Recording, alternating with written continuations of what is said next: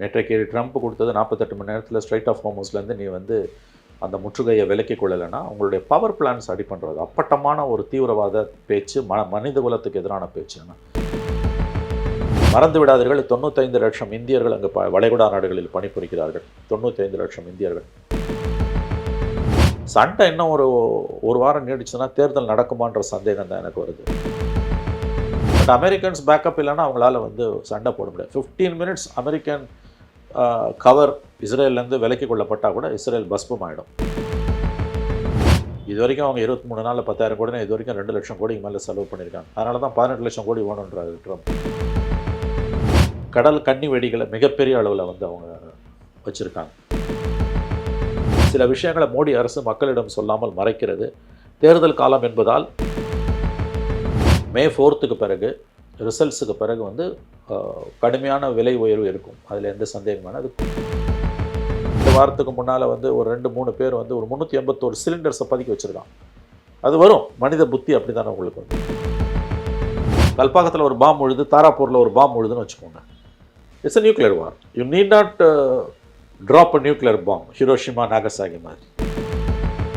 America எங்களை தாக்குச்சு அப்படின்னாக்கா நாங்கள் அமெரிக்காவை தாக்க முடியாது, ஆனால் இந்தியாவில் இருக்கிற பாம்பே டெல்லியும் தான் நாங்கள் வந்து பாம்பு போடுவோம், இமீடியட்டாக அவங்க தான் எங்களுக்கு இருப்பாங்க அப்படிங்கிறாங்க.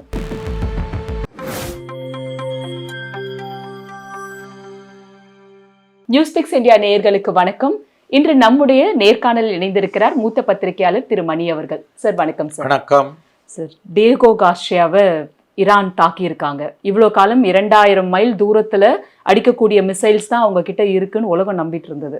ஆனால் இப்போ double the amount, almost 4000 mile தூரம் கூட அடிக்க முடியும்னு ப்ரூவ் பண்ணியிருக்காங்க.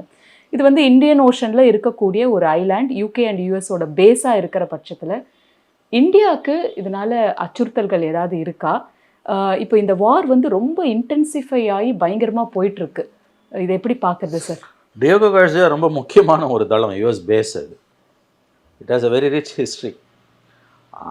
டியேகோ கார்சியா வந்து அமெரிக்கன்ஸ் கையில் வச்சுருக்கிறதுன்றது வந்து பல நாடுகளுக்கு, மத்திய கிழக்கு நாடுகளுக்கு, மேற்காசிய நாடுகளுக்கு, இன்னும் பல பகுதிகளுக்கு அவர்களுடைய அமெரிக்க மேலாதிக்கத்தை வந்து நிறுவுவதற்கும் அதை தக்க வைப்பதற்கும் டியேகோ கார்சியா தளம் என்பது மிக மிக முக்கியமான ஒன்று.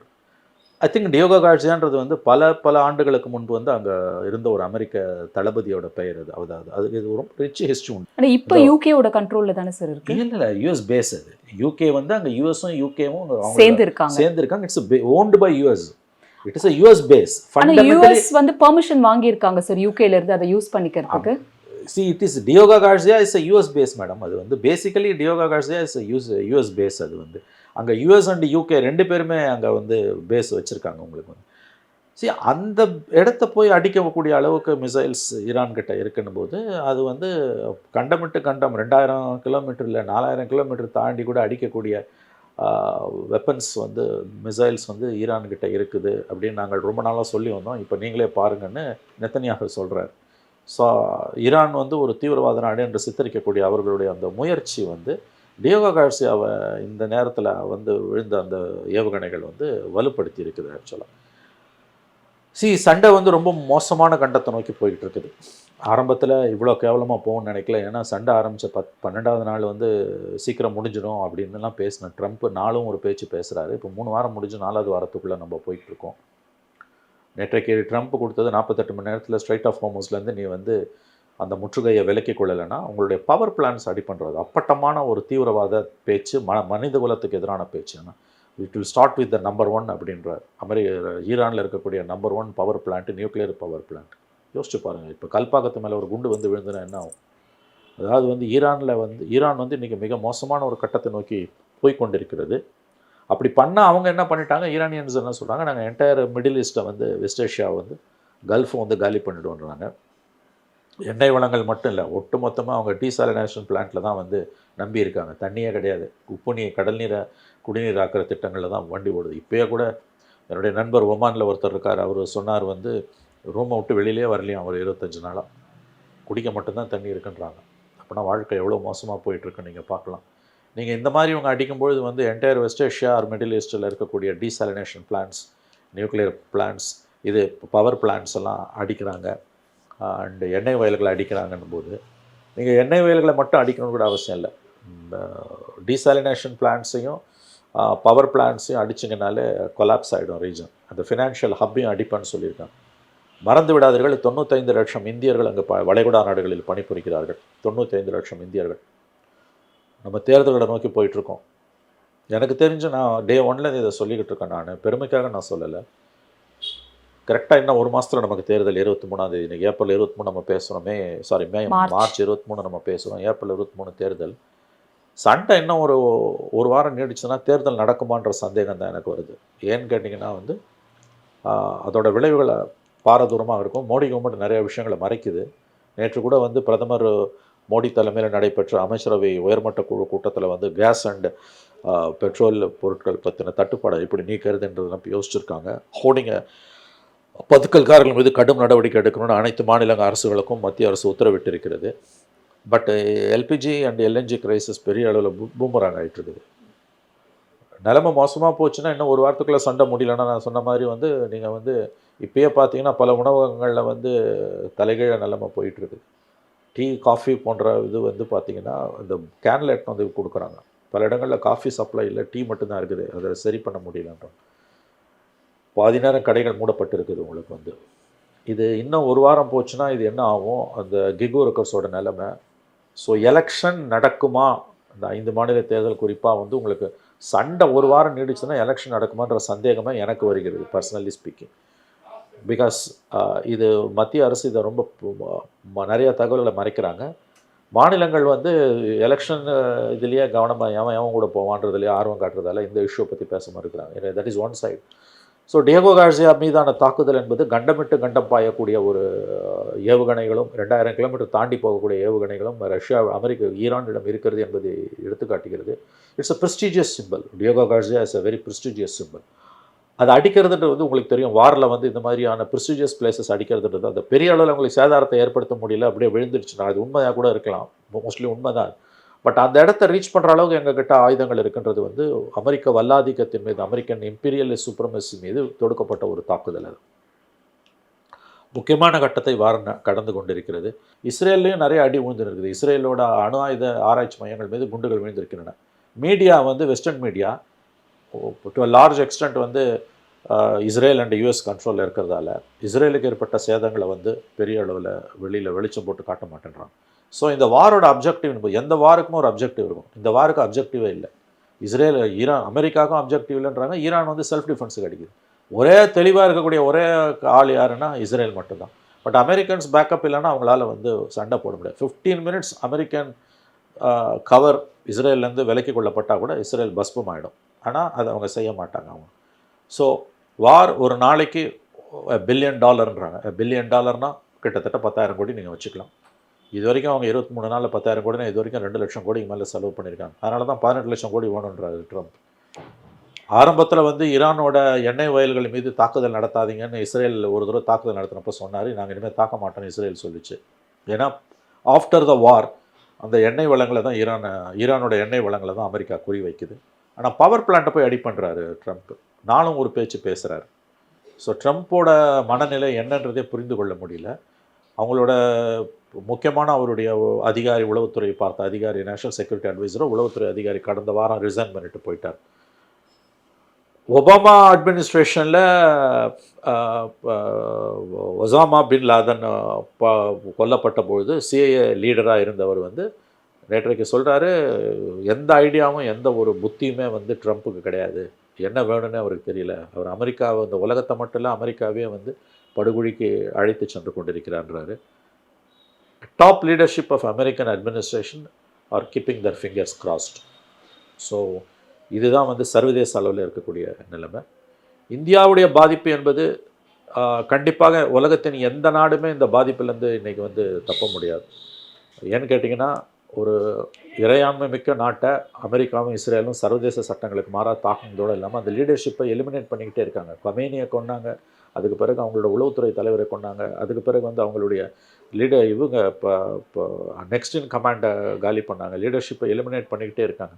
அதாவது ஒரு லீடர்ஷிப் கிரைசிஸ், தலையில்லாத முண்டமாக அந்த நாட்டை மாற்றணும், ஒரு கிரைசிஸ் வரணும். அப்போ தான் மக்கள் அங்கே இன்னமும் அதிகாரத்துக்கு இருக்கவங்களுக்கு எதிராக கிளர்ந்து எழுவாங்கன்னு அவங்க விரும்புகிறாங்க. ஏன்னா ஜூன் மாதம் 12 நாள் பாம்பிங் பண்ண பிறகு அடுத்த 2 மாதத்தில் கலவரம் வெடிச்சுது. சுதந்திரத்துக்காக மக்கள் போராடினாங்க. 4-5 மாதம் நடந்தது. ஜனவரியில் வந்து 15,000 பேரை கொன்னாங்க. இரானிய அரசு, கமேனி அரசு. இவங்க கமேனியை நம்ம சப்போர்ட் பண்ணவே முடியாது, இவர்கள் மனித குலத்துக்கு எதிரானவர்கள். ஆனால் அது ஒரு இறையாண்மை மிக்க நாடுன்னும் போது அமெரிக்கா வந்து அங்கே சுதந்திரத்துக்காக உள்ளே போய் போராடல. அங்கே இருக்க எண்ணெய் வளங்களை கையில் எடுக்கிறதுக்கும் இஸ்ரேலி ஸ்டேட்டுக்கு வந்து ஈரான் வந்து ஒரு பெரினியல் த்ரெட்டாக இருக்குது. ஏன்னு கேட்டிங்கன்னா ஹிஸ்புல்லாவை கம்ப்ளீட்டாக ஆம் பண்ணி அடிக்கிறது, ஹமாஸை ஆம் பண்ணுறது, ஹவுத்தீஸை ஆம் பண்ணுறது, இல்லை குறிப்பாக ஹிஸ்புல்லா அண்ட் ஹமாஸை கண்டினியூஸாக ஆம் பண்ணி அடிக்கிறதுன்றது வந்து ஈரான் தான். அது வந்து இஸ்ரேல் வந்து டோர் ஸ்டெப்ஸில் தான் லெபனான் இருந்துகிட்ருக்கு. ஹிஸ்புல்லாஸ் கிட்ட இன்றைக்கும் 1.5 லட்சம் மிசைல்ஸ் இருக்குன்றாங்க. ஸோ தன்னோட எக்ஸிஸ்டன்ஸுக்கே ப்ராப்ளம்னு தான் இஸ்ரேலோட வாதமாக இருக்குது. ஆனால் சமாதானத்துக்கு அவங்க வர மறுக்கிறாங்க. எப்பயும் பெரிய நிலை சண்டை நடந்தால் தான் இஸ்ரேல் ஆஸ் அ ஸ்டேட் வந்து அவங்களால சர்வை பண்ண முடியுன்ற ஒரு லெவலுக்கு வந்துட்டாங்க. அதுக்கு அமெரிக்கா இன்றைக்கி துணை போயிட்டுருக்குது. Everybody will be affected. இந்த பூமி கோளத்தில் பாதிக்கப்படாதவங்களே இருக்க முடியாது இந்த வார் நீடிச்சதுன்னா. இன்றைக்கி சண்டை நின்றுனா கூட வந்து நார்மல்சி வர்றதுக்கு ஓரிரு ஆண்டுகள் ஆகுன்றாங்க. ஏன்னா ஸ்ட்ரெயிட் ஆஃப் ஹோமஸில் வந்து இன்றைக்கி வந்து அவங்க பிளாக்கேடை வித்ரா பண்ணிட்டாங்கன்னாலும் நார்மல்சி வரத்துக்கு 6 to 9 months ஆகுன்றாங்க. ஏன்னு கேட்டிங்கன்னா வந்து கடல் கன்னி வெடிகளை மிகப்பெரிய அளவில் வந்து அவங்க வச்சுருக்காங்க. அதுலேருந்து எப்படி வந்து அதை ரிமூவ் பண்ணுறது அதெல்லாம் வந்து அவ்வளோ ஈஸி கிடையாது. நேரடியாக இஸ்ரேல் அண்ட் அமெரிக்காவோட தாக்குதலை தன்னால் சமாளிக்க முடியாதுன்றது ஈரானுக்கு தெரியும். அதனால் கல்ஃப் கண்ட்ரிஸ், அமெரிக்காவோட பாதுகாப்பு குடையின் கீழ் இருக்கக்கூடிய கல்ஃப் கண்ட்ரிஸ் அடிக்கிறது மூலமாக உலக பொருளாதாரத்துக்கு மிகப்பெரிய பேரழிவை ஏற்படுத்தி the whole world should feel the pain. இந்த ஒட்டுமொத்த உலகமும் வந்து அதனால் வரக்கூடிய பொருளாதார வலியை உணரணும். அதில் தான் தனக்கு தீர்வு கிடைக்கும்னு ஈரான் நினைக்குது. ஏன்னா ஒரு சமமற்ற போட்டியாக இருக்கக்கூடிய அந்த இஸ்ரேல் யூஎஸ் சண்டை ஈரான் அடிக்கும்போது அவன் தனக்கு தெரிஞ்ச விதத்தில் அந்த எதிர் தாக்குதல் அவங்க நடத்துகிறாங்க. இது சரி தப்புன்னு நம்ம எதுவுமே சொல்ல முடியாது. எண்ணெய் கிணறுகள் மற்றும் பவர் இன்ஃப்ராஸ்ட்ரக்சர் மேலே தாக்குதல் நடத்தக்கூடாதுன்னு மோடி சொல்கிறாரு ஈரானுக்கு. ஏன்னா ஈரான் மேலே நடக்கிற தாக்குதலை பற்றி வாயை திறக்க மாட்டேன்றார். ஆகவே இந்த பிரச்சனைக்கு முழுக்க முழுக்க முழுக்க காரணம் அமெரிக்கா என்கின்ற அந்த ஏகாதிபத்திய அரசு, இஸ்ரேல் என்கின்ற அந்த ஒரு யூத வெறிகொண்ட அரசுடைய கைப்பாவையாகவே கிட்டத்தட்ட மாறிவிட்டது. இவர்களால் இன்று உலக அமைதிக்கு இன்றைக்கு பேராபத்து ஏற்பட்டிருக்கிறது. இது எங்கே போய் முடியும்னு யாராலையுமே வந்து யோகிக்க முடியல. இது இந்தியாவுக்கு பெருஞ்சிக்கலை கொண்டு வரப்போகிறது என்பதை உணர்ந்த காரணத்தால் தான் நேற்றைக்கு மிக நீண்ட நேரம் வந்து பிரதமர் மோடி அலுவலகத்தில் வீட்டில் வந்து அமைச்சரவை உயர்மட்ட குழு கூட்டம் நடந்திருக்கு. சில விஷயங்களை மோடி அரசு மக்களிடம் சொல்லாமல் மறைக்கிறது. தேர்தல் காலம் என்பதால் மோடி அரசும் கையை பிசைந்து கொண்டிருக்கிறது என்று தான் நான் கருதுகிறேன். ரொம்ப நாள் முன்னாடியே எலெக்ஷன் இந்த சமயத்தில் வைக்கிறது வந்து சரியானதாக இருக்காது. ஏன்னா பெட்ரோல் கிரைசிஸ் மேஜராக வந்ததுன்னா நாங்கள் கேம்பெயின் கூட பண்ண முடியாது, எலெக்ஷனை போஸ்ட்போன் பண்ணுறது நல்லதுன்னு சீமான் அவர்கள் பேசினார். இப்போ ராகுல் காந்தி அவர்களும் என்ன சொல்கிறாங்கன்னாக்கா, பெட்ரோல் டீசல் இந்த விலையெல்லாம் இந்த எலெக்ஷன் சப்போஸ் முடிஞ்சதுன்னா கண்ணா பின்னான்னு ஏறப்போகுது, அது வரைக்கும் சென்ட்ரல் கவர்மெண்ட் வந்து எல்லாத்தையும் மூடி மறைச்சுன்னு இருக்காங்க அப்படிங்கிற ரீதியில் பேசியிருக்காரு. இப்போ நீங்களும் வந்து எலெக்ஷன் நடக்குமான்றதே சந்தேகம்னும் பொழுது அது ஒரு விதமான பயத்தை உண்டு பண்ணுது. இல்லைங்க, நிலைமை மோசமாக இருக்குங்க. அதாவது வந்து after the war inflation will பீக்னு ராகுல் காந்தி சொல்லியிருக்காரு.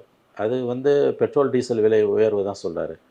சரி, நீங்கள் இந்தியாவுடைய அண்டை நாடுகள் எல்லாத்துலேயுமே பெட்ரோல் டீசல் விலை கடுமையாக உயர்ந்திருக்கு. பாகிஸ்தானில் 25% போயிடுச்சு, ஸ்ரீலங்காவில் 25% போயிருக்குது.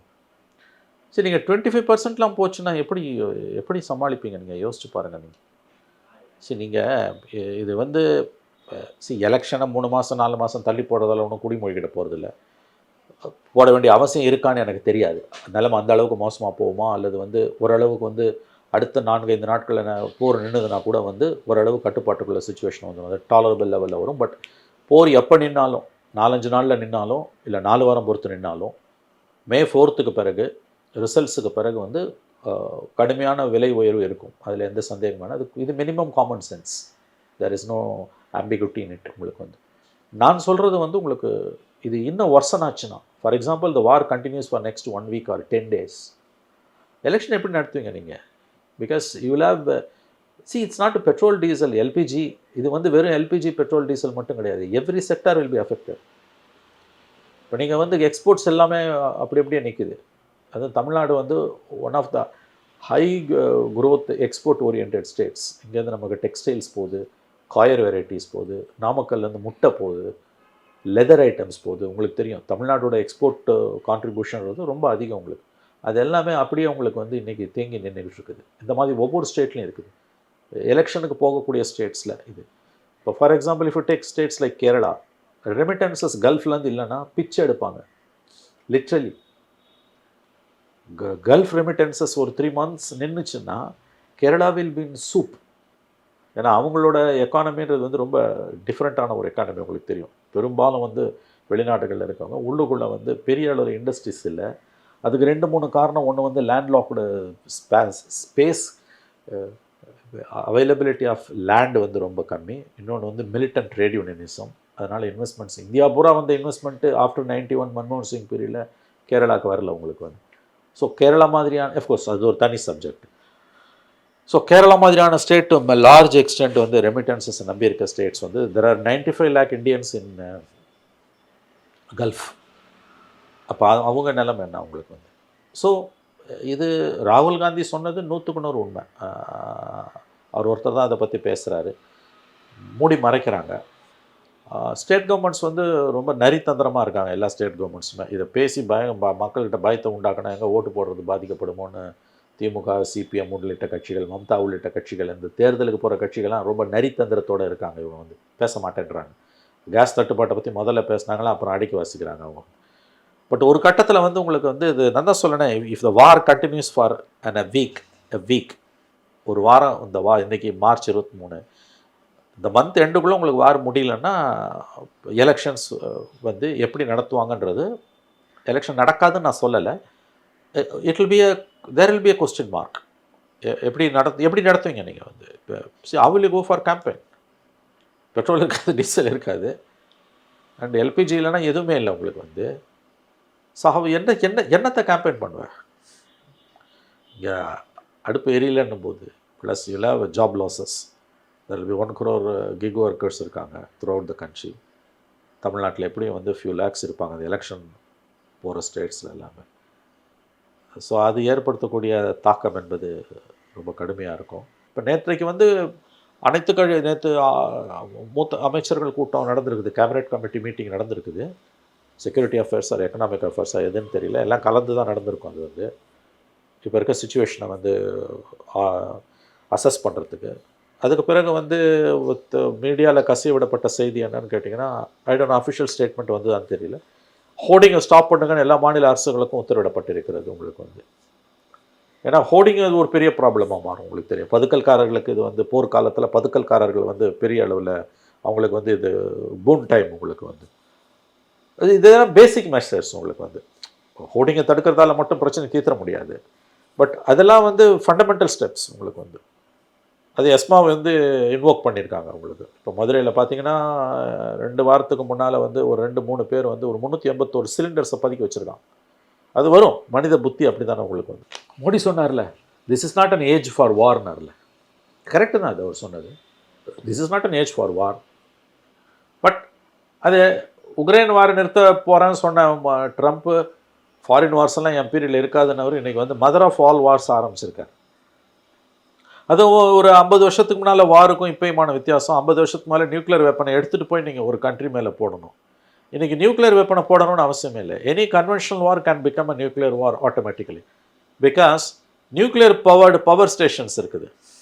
அதில் நீங்கள் ஒரு பாம்பை போட்டிங்கன்னா வந்து the war will automatically turn towards nuclear war. கல்பாக்கத்தில் ஒரு பாம்பு விழுது, தாராப்பூரில் ஒரு பாம்பு விழுதுன்னு வச்சுக்கோங்க, it's a nuclear war. You need not drop a nuclear bomb, Hiroshima Nagasaki மாதிரி. இப்போ பாருங்கள், நீங்கள் வந்து அது என்ன இடம் சொன்னீங்க, இஸ்ரேலில் வந்து அந்த டிமோனாவில் வந்து நியூக்ளியர் ரிசர்ச் ஃபெசிலிட்டிஸ் அதிகம் இருக்கக்கூடிய இடம். அங்கே போய் அவன் யூரான் போடுறான். ஆனால் இது ஆரம்பித்தது இஸ்ரேல். நீங்கள் வந்து இரேனியன் நியூக்ளியர் சைட்ஸ் மேலே போன ஜூன் மாதம் 12 நாள் வார் முடிஞ்சோன்னே Trump சொன்னதுன்னா, we have completely obliterated the nuclear facilities in Iran. They cannot hereafter rear their head. மாதிரி ஈரானோட அணுசக்தி ஆராய்ச்சி மையங்கள் அனைத்தையும் தகர்த்து விட்டோம், இனிமேல் அவர்கள் தலை தூக்க முடியாதுண்ணா. இது சொல்லிவிட்டு 9 மாதம் ஆகல மறுபடியும் போய் சண்டை ஆரம்பிக்கிறேன். அதே ரீசன் சொல்லி. அதே ரீசன். இப்போ கொடுமை என்னன்னா, இப்போ கூட அனலிஸ்ட் மத்தியில் இருக்கக்கூடிய டிஃப்ரென்ஸ் ஆஃப் ஒப்பீனியன், இவ்வளவுக்கு பிறகும் ஈரானோட நியூக்ளியர் என்ரிச்மெண்ட் ஃபெசிலிட்டிஸை அமெரிக்கா அண்ட் இஸ்ரேலால் அழிக்க முடிஞ்சுதா முடியலையா? அப்படி அழிச்சிருக்காங்கன்னா எவ்வளோ தூரம் அழிச்சிருக்காங்க? இவங்க அட் சம் ஸ்டேஜ் சண்டே நிறுத்தின பிறகு மறுபடியும் 6 மாதம் 1 வருஷம் பொறுத்து அவன் மறுபடியும் என்ரிச் பண்ணுவான். ஏன்னா அவங்க வந்து பல இடங்களில் அதை வச்சுருக்காங்கன்றாங்க, ஒரு இடத்துல வச்சு அடிச்சிடுவான்ட்டு. சரி, இப்போ நட்டான்ஸில் வந்து இந்த தாக்குதல் அமெரிக்கா பண்ணியிருக்காங்க இல்லையா, அந்த நியூக்ளியர் ஃபெசிலிட்டி, ஈரானில் இருக்கக்கூடிய ஃபெசிலிட்டியை தாக்கியிருக்காங்க பங்கர் மிசைல்ஸ் மூலயமா போட்டு. ஆனாலும் எந்த நியூக்ளியர் ஃபெசிலிட்டியும் அவங்களால தாக்க முடியல அப்படிங்கிறது தான் வந்து யூஎனோட ரிப்போர்ட்டாக கூட வந்திருக்கு. ஸோ ஈரான் வந்து மலைகளுக்குள்ளே கொடைஞ்சு ஒரு மிசைல் ஃபேக்ட்ரியே வச்சுருக்காங்கன்றாங்க. அவங்கக்கிட்ட எவ்வளோ மிசைல்ஸ் இருக்குது, அது உலகத்தையே அழிக்க வல்ல சக்தி படைச்சதாகவும் இருக்குது. ஈரானோட சக்தியை வந்து இவ்வளோ காலம் எல்லாருமே அண்டர் எஸ்டிமேட் பண்ணிட்டு இருந்தோம் அப்படின்னு எல்லாரும் சொல்கிறது. நேத்தன்யாஹூ என்ன சொல்கிறாருன்னா, இவங்க நினச்சாங்கன்னா லண்டன் அடிப்பாங்க, பாரிஸை அடிப்பாங்க, பெர்லின் அடிப்பாங்க, எங்கே வேணாலும் அடிக்க முடியும் அப்படிங்கிறது நேத்திக்கு ஒரு ஸ்டேட்மெண்ட்டாக கொடுத்துருக்காரு. இதில் வந்து ஒரு மாதிரி வந்து இது வந்து ஒரு க்ளோரிஃபை பண்ணி பேசக்கூடிய ஒரு ஆர்குமெண்ட் இருக்குது. பெருசுப்படுத்தி பேசுறது, க்ளோரிஃபை பண்ணி பேசுறது. நீங்கள் அவன் தன்னோட சர்வைவலுக்காக அதை வச்சுக்கிட்டு இருக்கான். நீங்கள் வந்து 16 சுற்று பேச்சுவார்த்தைகள் நடந்தது ஒபாமா பீரியடில், அமெரிக்காவோட ஈரானோட நியூக்ளியர் ரிசர்ச்சை ஸ்டாப் பண்ணுறதுக்கு. ஒபாமா பீரியடில் பெரிய அக்ரிமெண்ட் ஒன்று ஏற்படுத்தப்பட்டது, 2015 அக்ரிமெண்ட். அன்ஃபார்ச்சுனேட்லி ட்ரம்ப் வந்தோன்னே அந்த அக்ரிமெண்ட்லேருந்து வெளியில் போனார். அவர் வந்து இதே ஆப்கான் வாரில் வந்து 2001 வந்து அமெரிக்கன்ஸுக்கு பெரிய அளவில் ஹெல்ப் பண்ணது இரேனியன்ஸ். ஏன்னு கேட்டிங்கன்னா அவங்களுக்கு டாலிபான்ஸை பிடிக்காது. Even among the Islamic countries, Iran is a progressive country. இப்போ கூட அங்கே நைட் லைஃப் இருக்குன்றாங்க. நேற்று முந்தா நாள் நான் படித்த ஆர்டிக்கலில் வந்து contrary to public opinion, Iran is a progressive country தான் உங்களுக்கு வந்து. நீங்கள் இந்த இவ்வளோ மலைகளுக்கு கீழே குறைஞ்ச மிசைல்ஸ் வச்சுருக்கான் உலகத்தையே, அதெல்லாம் அதிகப்படியான உலகத்தை அழிக்கக்கூடிய மிசைல் இஸ்ரேல் கிட்ட இல்லையா? 90 அணு ஆயுதங்களை இஸ்ரேல் வச்சுருக்கு. அப்போ உனக்கு என்ன தகுதி இருக்குது அவனை பற்றி பேசுறது? ஆகவே இது வந்து ஈரானை வந்து வில்லனாக சித்தரிக்கக்கூடிய ஒரு இது. ஈரான் வந்து கடந்த 50 ஆண்டுகளாக வந்து ஆஃப்டர் 1979 அவங்களோட ரெவல்யூஷனுக்கு பிறகு வந்து உள்ளுக்குள்ளே வந்து மத பழமைவாதம் இருந்தது, எல்லாம் உண்மைதான். ஆனால் வந்து மற்ற நாடுகளுடனான அவருடைய உறவில் வந்து அவங்க வந்து மேக்ஸிமம் அடங்கி தான் போனாங்க. அவங்களுக்கு வந்து அஃப்கோர்ஸ் ஹிஸ்புல்லா, ஹவுதீஸ் எல்லாம் வந்து அவங்க ஆம் பண்ணாங்கன்னா கூட வந்து அவங்க சண்டைக்கு எப்பயுமே போனதே கிடையாது. அவங்க ரொம்பவே தான் அடங்கி தான் போனாங்க. இதை கடந்த 50 வருஷமாக no US president has venture to attack Iran. ஏன்னா அவங்களுக்கு தெரியும் இது திரும்ப அடி விழுந்துன்னா அமெரிக்காவோட ப்ராக்சிஸாக இருக்கக்கூடிய அத்தனை கல்ஃப் ஸ்டேட்ஸும் இன்றைக்கி வந்து கதறான். அவங்களுக்கு வந்து பூரா தண்ணி, ஒரு சொட்டு தண்ணி இயற்கையாக கிடையாது. உங்களுக்கு வந்து டீசாலினேஷன் பிளான்ட் தான். டீசாலினேஷன் பிளான்ட்டெல்லாம் அடிக்கிறான்னு வச்சுக்கோங்க, அதோட விளைவுகள் எப்படி இருக்கும்னு நீங்கள் புரிஞ்சுக்கலாம். நீங்கள் வந்து நீரின்றி அமையாது உலகு, அதை தான் அவன் ஈரான் சொல்கிறான். நான் வந்து என்ன நீ அடிச்சுன்னா, என்னோடய பவர் பிளான்ட்ஸ் அடிச்சுன்னா, ஸ்ட்ரைட் ஆஃப் ஹோர்முஸ் வந்து என்னை நீ வந்து ரிலீவ் பண்ண சொல்கிறேன், நான் அதை வந்து முற்றுகையை கைவிடணும்னு. நீ வந்து சண்டையை நிறுத்தணும் முதல்ல. மீறி என்ன பவர் பிளான்ட்டை அடிச்சுன்னா நான் வந்து என்டையர் கல்ஃபை வந்து நான் வந்து, அவன் சொல்கிற வார்த்தை வந்து power plants, desalination plants, financial hubs, American banks, IT companies, sectors பதுங்கி கிடக்கிறானுங்க இன்றைக்கி துபாயில் இருக்கக்கூடிய குளோபல் கம்யூனிட்டி. வேலைக்கு போனவங்க, பணம் வச்சுருக்கவங்க அத்தனை பேருமே. பின்ன நீ ஒரு நாட்டை போய் அவன் வந்து இறையாண்மை மிக்க ஒரு நாட்டை, அவன் நாட்டு தலைவரை கொலை பண்ணுற, அடுத்த தலைவரை கொலை பண்ணுற, அவன் அடுத்த தலைவரையே டிக்ளேர் பண்ணாமல் இருக்கான், பண்ணால் அவனையும் போட்டுருவான்னு. அப்போ எந்த சர்வதேச சட்டங்களுக்கும் தனி மனித நியாய தர்மங்களுக்கும் எதுக்குமே கட்டுப்படாமல் நீ இருக்கும்போது அவன் என்ன பண்ணுறான், எனக்கு கையில் கிடைக்கிறத எடுத்து நான் அடிக்கிறேன்டா, எனக்கு தெரிஞ்ச விதத்தில் நான் அடிக்கிறேன், உன்னோட ஆளுங்களை தான் நான் அடிக்கிறேன். இவங்கெல்லாம் பேஸ் கொடுத்து வச்சுருக்கான்ல, ஒமானில், சவுதியில், கல்ஃபில், குவைத்தில் எல்லாம் அமெரிக்கன் பேஸஸ் இருக்குல்ல. அப்போ நீயும் தானே இந்த பாவத்துக்கு உடந்த வாங்குன்றோம், அடி வாங்குன்றோம். தப்பு ரைட் நம்ம சொல்ல முடியாது இல்லையா? இப்போ வந்து 1971 பங்களாதேஷ் வார் வந்து அது ஒரு ஜினோசைடாக அனௌன்ஸ் பண்ணணும் அப்படின்னு சொல்லி இப்போ வந்து யூஎஸ் காங்கிரஸில் ஒரு ப்ரப்போசல் பாஸ் பண்ணியிருக்காங்க. அது என்னென்னா, அப்போ நிறைய இந்துக்கள் வந்து அங்கே கொல்லப்பட்டாங்க, இதுக்கான நேரம் வந்து இதுவான்னு தெரியல. இந்த பக்கம் பாகிஸ்தானோட ஹை கமிஷனராக இருந்து ரிட்டையர் ஆனவர், அவர் இந்தியாவுக்கு ஹை கமிஷனராக இருந்திருக்காரு. அவர் வந்து என்ன சொல்கிறாருன்னா, அமெரிக்கா எங்களை தாக்குச்சு அப்படின்னாக்கா நாங்கள் அமெரிக்காவை தாக்க முடியாது, ஆனால் இந்தியாவில் இருக்கிற பாம்பே, டெல்லியும் தான் நாங்கள் வந்து பாம்பு போடுவோம், இமீடியட்டாக அவங்க தான் எங்களுக்கு இருப்பாங்க அப்படிங்கிறாங்க. இது ஏதாவது நமக்கு மீனிங் கொடுக்குதா சார்? இல்லை, இதெல்லாம் வந்து கேஸ் பலூனு அந்த எக்ஸ் என்வாய் பேசினது அவன் இந்தியன் அந்த டிப்ளமேட் பாகிஸ்தானி டிப்ளமேட் எங்களை அடிச்சிங்கன்னா நாங்கள் பாம்பே அடிப்போம் இவங்களை அடிப்போம்னு. பட் யூஎஸ் இவங்களை இப்ப அடிக்க போறாங்கன்ற இல்லை பயம் அதெல்லாம் அவங்களுக்கே அடிக்க வருது. மாட்டான் வந்து அவன் மொத்தமாகவே அவன் கண்ட்ரோலில் தான் இருக்கான். அவன் அம்ரல்லா கீழே தான் சவுதி அண்ட் பாகிஸ்தானார அமெரிக்காஸ் லேக்கீஸ், அதனால் அவங்கள அடிக்க மாட்டான்.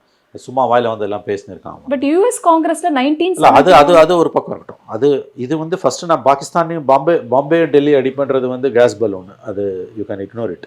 இது வந்து 71 வாரம் வந்து ஜெனசைடுன்னு டிக்ளேர் பண்ணணும்னு ஏன் பண்ணாங்கன்னு எனக்கு தெரியல.